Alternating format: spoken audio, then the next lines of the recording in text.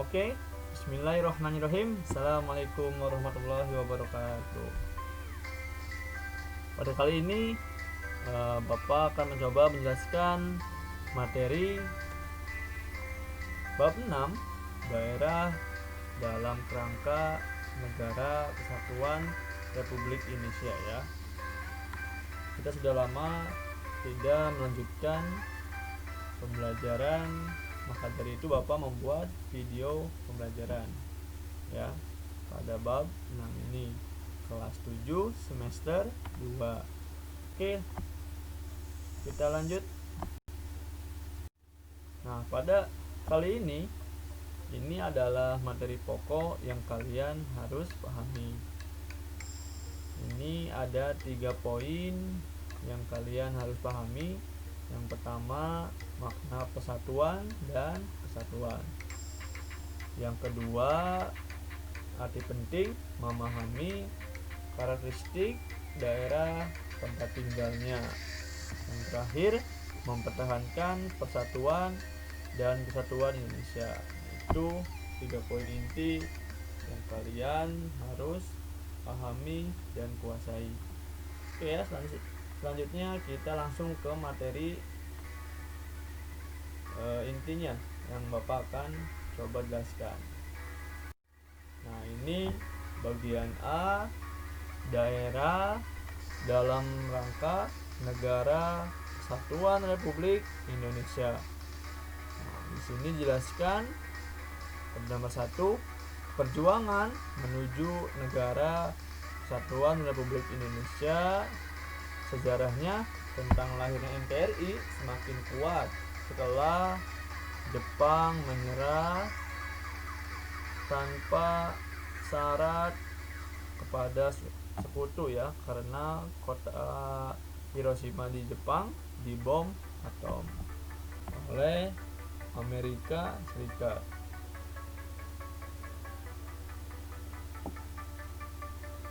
Maka dari itu, pemimpin-pemimpin Jepang menyadari bahwa negaranya telah mendekati kekalahan. Peristiwa itu mendorong para pemuda dengan jiwa muda dengan semangatnya bergerak mendesak golongan tua untuk segera memproklamasikan kemerdekaan. Oke, itu bagian A. Oke, selanjutnya. Nah, pada peristiwa Rengas Dengklok ini ada beberapa penjelasan. Peristiwa Rengas Dengklok adalah peristiwa dibawanya Insinyur Soekarno dan Muhammad Hatta oleh para pemuda ke Rengas Dengklok. Ya, jadi sebelum membacakan proklamasi bahwasannya Insinyur Soekarno dan Muhammad Hatta dibawa ke Rengas Dengklok. Pada saat itu tanggal 14 Agustus 1945 Jepang menyerah, kalah kepada sekutu, sehingga terjadi kekosongan kekuasaan di Indonesia sebab Inggris yang bertugas memelihara keamanan Asia Tenggara termasuk Indonesia belum tiba di Indonesia. Para pemuda yang dipimpin Soekarni dan Wikana mendesak Insinyur Soekarno dan Muhammad Hatta untuk segera memproklamasikan kemerdekaan pada saat itu juga. Oke ya, itu adalah peristiwa Rengas Dengklok. Oke, selanjutnya ada juga rumusan teks proklamasi kemerdekaan Indonesia. Nah, pada tanggal 16 Agustus 1945 rombongan dari Rengas Dengklok sampai di Jakarta. Bahwasanya Insinyur Soekarno dan Muhammad Hatta dibawa ke rumah Laksamana Maeda ya, perwira tinggi Angkatan Laut Jepang yang bersimpati kepada perjuangan kemerdekaan Indonesia. Nah, selanjutnya itu adalah perumusan ya. Selanjutnya, nah ini detik-detik proklamasi kemerdekaan Republik Indonesia.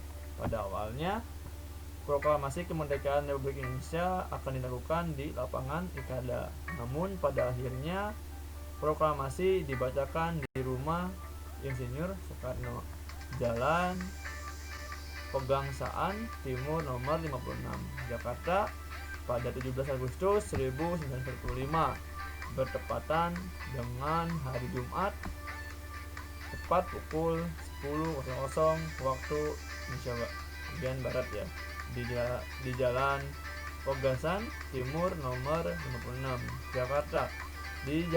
Disaksikan sebanyak kurang lebih 1.000 orang. Dilaksanakanlah pembacaan teks proklamasi oleh Soekarno dengan didampingi Muhammad Hatta atas nama bangsa Indonesia. Nah, ini detik-detik proklamasi kemerdekaan ya. Selanjutnya, nah ini ada makna proklamasi kemerdekaan Republik Indonesia. Nah, proklamasi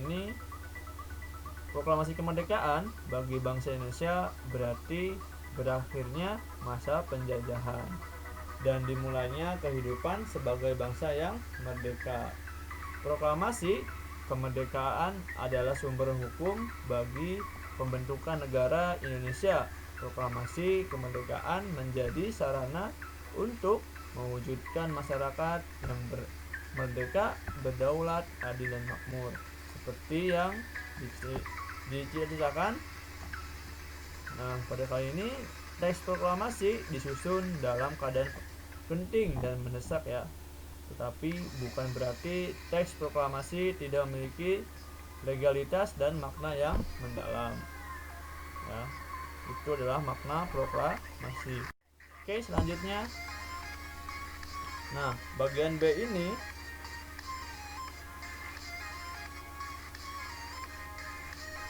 pada bagian B, peran daerah dalam kerangka negara kesatuan Republik Indonesia. Pada poin 1, peran daerah dalam perjuangan kemerdekaan ya, seperti Yogyakarta pada tanggal 15 September 1905, yaitu Sri Sultan Hamengkubuwono ya, Sultan Yogyakarta, yang menyatakan dukungan terhadap proklamasi kemerdekaan Republik Indonesia. Selanjutnya ada Ambarawa pada 20 Oktober 1905, tentara sekutu mendarat di Semarang di bawah pimpinan Brigadir Jenderal Keithel. Pada awalnya, pendaratan sekutu tersebut bertujuan untuk melucuti senjata tentara Jepang dan mengurus tawanan perang tentara Jepang yang ada di Jawa Tengah. Itu adalah pernyataan dari Ambarawa. Nah, Jawa Barat, berita tentang proklamasi kemerdekaan termasuk teks proklamasi diterima di Kota Bandung melalui kantor berita Domei Bandung pada tengah hari pada hari Jumat pagi 17 Agustus 1945. Tanpa menunggu lama, esoknya 18 Agustus 1945, cetakan teks tersebut langsung disebarluaskan ke seantero Kota Bandung ya. Nah, itu pernyataan Jawa Barat. Nah, Sumatera Utara pada tanggal 9 Oktober 1945, tentara sekutu yang dipimpin oleh Jenderal Dadkili mendarat di Medan untuk mengambil alih pemerintah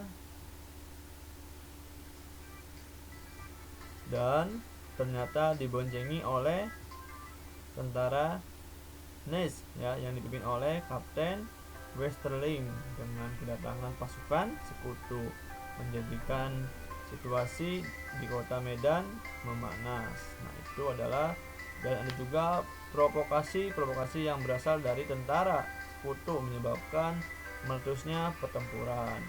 Nah, Surabaya ini perumusan antara rakyat dengan orang-orang Belanda meledak pertama kali di Surabaya pada tanggal 19 September 1945 di Hotel Yamato. Peristiwa ini dipicu ketika orang-orang Belanda bekas tawanan tentara Jepang menduduki Hotel Yamato yang mengibarkan bendera merah putih biru ya.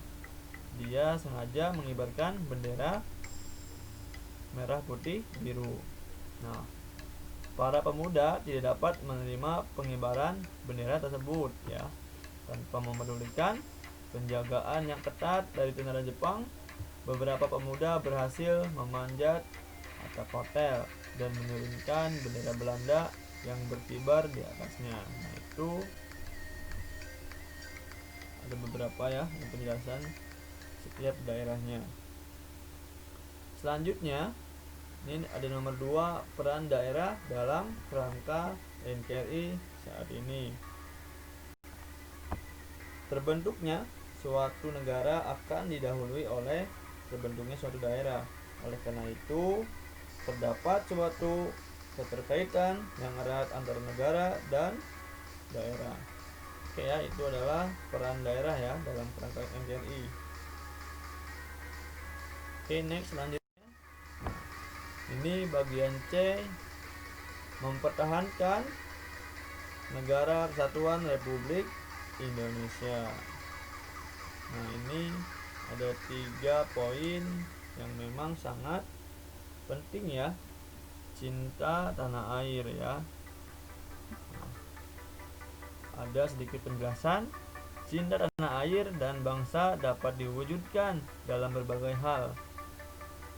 Misalkan menjaga keamanan wilayah negaranya dari ancaman yang datang dari luar maupun dari dalam negeri, menjaga pelestarian lingkungan dan mencegah terjadinya pencemaran lingkungan, mengolah kekayaan alam dengan menjaga ekosistem guna meningkatkan kesejahteraan rakyat, rajin belajar guna menguasai ilmu pengetahuan dari berbagai disiplinnya ilmu ya. Kemudian pengabdian kepada negara. Selanjutnya nomor 2, membina persatuan dan kesatuan. Nah, tindakan yang menunjukkan usaha membina persatuan dan kesatuan antara lain seperti menyelenggarakan kerjasama antar daerah, menjalin persahabatan antar suku bangsa, memberikan bantuan tanpa membedakan suku ya, seperti bangsa atau asal daerah, mempelajari berbagai kesenian, memperluas pergaulan demi persatuan dan kesatuan bangsa, mengerti dan merasakan kesedihan dan penderitaan orang lain, serta tidak mudah marah atau menyimpan rasa dendam. Yang terakhir, kita harus menerima teman tanpa mempertimbangkan perbedaan suku, agama maupun bahasa yang berbeda dan budaya. Nah, ketiga ini rela berkorban. Sikap rela berkorban adalah sikap yang mencerminkan adanya kesedihan dan keikhlasan memberikan sesuatu yang dimiliki untuk orang lain, meskipun akan menimbulkan penderitaan bagi diri sendiri. Partisipasi dalam menjaga keutuhan NKRI dapat dilakukan dengan cara partisipasi tenaga dan pikiran. Nah, itu yang dapat Bapak jelaskan. Mungkin sampai di sini penjelasannya. Semoga kalian paham, semoga kalian dapat memahami apa yang Bapak jelaskan. Oke ya, cukup sekian, terima kasih. Wassalamualaikum warahmatullahi wabarakatuh.